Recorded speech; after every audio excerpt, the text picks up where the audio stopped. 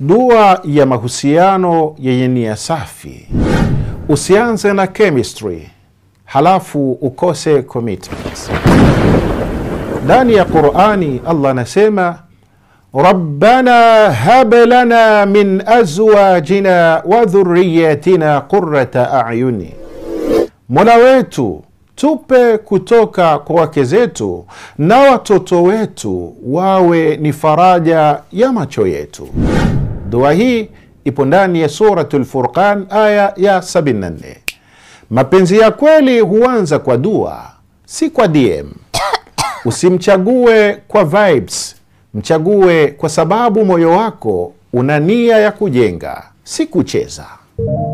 Dua hii ni kwa wale wanaotafuta sio tu mtu bali mwenzi wa safari ya roho. Leo unatafuta mapenzi ya aina gani yanayofurahisha macho au moyo?